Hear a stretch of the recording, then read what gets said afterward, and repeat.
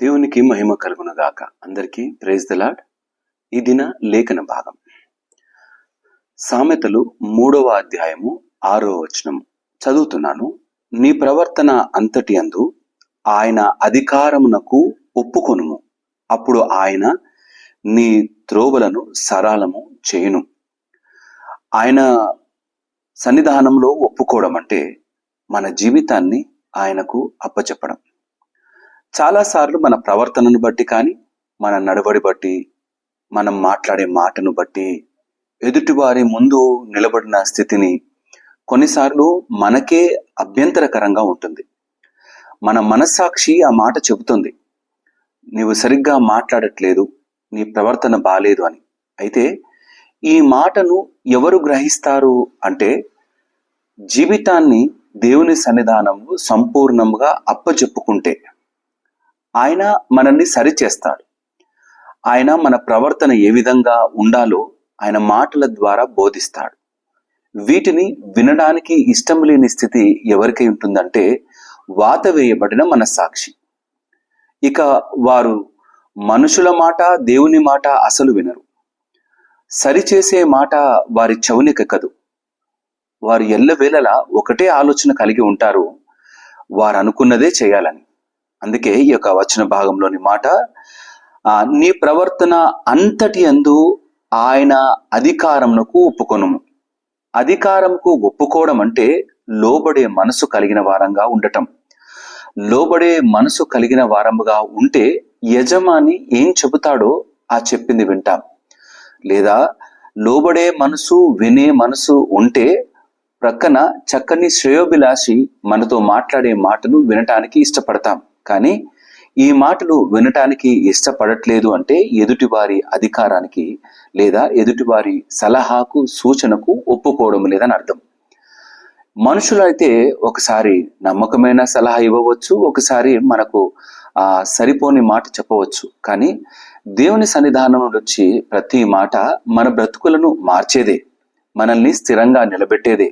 కానీ ఆ నిలకడగా నిలబడాలి అంటే ఆయన అధికారానికి ఒప్పుకున్నప్పుడు మన త్రోవలన్నింటినీ సరళం చేస్తాడు.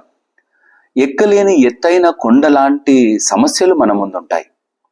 కొన్నిసార్లు మన జీవిత ప్రయాణంలో ఇక నేను పొందుకోలేనేమో అనుకునే సందర్భాలుంటాయి.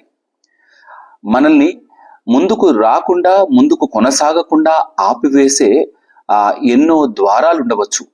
వాటిని మనుషులు మూసివేసి ఉండవచ్చునేమో. కానీ నీవు ఆయన అధికారానికి ఒప్పుకుంటే నీ కొరకు మనుషులు కానీ ఏవైనా సరే మూయబడిన స్థితిలో ఉంటే వాటన్నిటినీ ఆయన విడుదల చేయగలడు. ఆయన అధికారానికి ఒప్పుకోవాలి. ఆయన అధికారంలోకి నేను నీ దాసుడనయ్యా, నీ బిడ్డనయ్యా అంటూ ఆయన దగ్గరికి రావాలి. అప్పుడు ఆయన ఏం చేస్తాడంటే, ఆయన నీ త్రోవలను సరళము చేయును. ఎవరికి ఇష్టం ఉండదు ప్రశాంతమైన జీవితం కావాలని, సమస్యల వలయాల నుండి బయటికి వచ్చి నెమ్మది కలిగిన బ్రతుకు కావాలని. అటు నెమ్మది కావాలంటే మొట్టమొదట నెమ్మదైన ఆ యేసయ్యను ఆశ్రయించాలి. ఆయనలో నిలకడగా నిలబడి ఉండాలి. అప్పుడే మన బ్రతుకులలో ఎటువంటి కష్టతరమైన స్థితినైనా సరే అధిగమించడానికి ఆయన మనతో మాట్లాడతాడు, మనకు బోధిస్తాడు. వాటిని వినగలిగిన స్వభావంతో మనం ప్రవర్తనను ఆయన మాటలతో సరి చేసుకునే వారముగా నెమ్మదిగా, మనశ్శాంతిగా దేవుని సన్నిధానంలో బ్రతికే జీవితాన్ని కలుగుట కొరకై ఆయన అధికారానికి ఒప్పుకొని ముందుకు కొనసాగుదాం. దేవుడి మాటలు దీవించి ఆశీర్వదించును గాక. తల వంచుదామా? ప్రార్థన చేసుకుందాం. మహాగణుడ, పరిశుద్ధుడా, నీకే వందనాలు. జుంటి తేనె దారుల కన్నా మధురమైనది దేవా నీ మాట. నీ మాట వినిన వారు శిఖరం పైన నాటపడ్డారు. నీ మాటను కాదన్న వారు అతన్ని పాతాళంలోకి జారిపోయిన వారున్నారు. జీవితాన్ని భ్రష్టుపట్టిన స్థితిలోకి దిగజార్చుకున్న వారున్నారు. అయ్యా, నీ మాటను వినాలని ఇష్టపడుతున్నాం. నీ అధికారానికి లోబడాలని నీ దగ్గరికి వస్తున్నాం.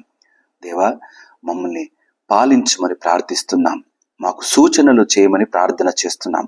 మాకు బోధించమని, మేము బ్రతికే విధానాన్ని, మా ప్రవర్తనను సరి చేసుకున్నటకు మీరు మాతో మాట్లాడమని ప్రార్థన చేస్తున్నాను. నీకే వందనాలు తండ్రి. ఈ ఉదయకాలం మాకిచ్చిన ఈ యొక్క వాక్య భాగాన్ని మేము నమ్మకంగా కలిగి ముందు కొనసాగుటకు సహాయం దయచేయండి. అడ్డుగా ఉన్న ప్రతి అడ్డంకులను నువ్వు తొలగిస్తూ మా మార్గాన్ని సరళము చేసే దేవునిగా నువ్వు మాకు తోడై ఉన్నావని విశ్వసిస్తున్నాం. పాపము మాకు అడ్డుగా ఉండగా, మేము నీ సన్నిధానానికి రాకుండా మమ్మల్ని అడ్డుకట్ట వేసి ఉండగా, అయ్యా ఆ పాపాన్ని మా నుండి తొలగించి వేసినావు ఆ కలువరి సిలువలోని రక్తము ద్వారా. మా బ్రతుకులను పరిశుద్ధపరిచి నెమ్మదైన స్థితిలో నిలబెట్టావు నీ ప్రాణ బలియాగము ద్వారా.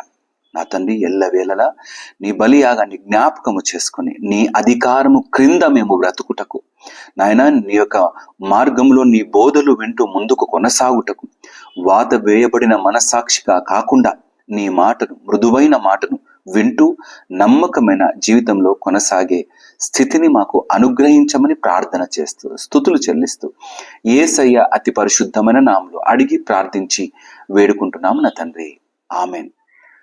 దేవుడు మిమ్మల్ని అందరినీ దీవించి ఆశీర్వదించును గాక.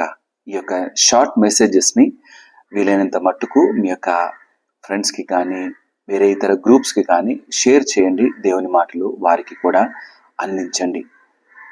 అందరికీ ప్రైజ్ ది లార్డ్.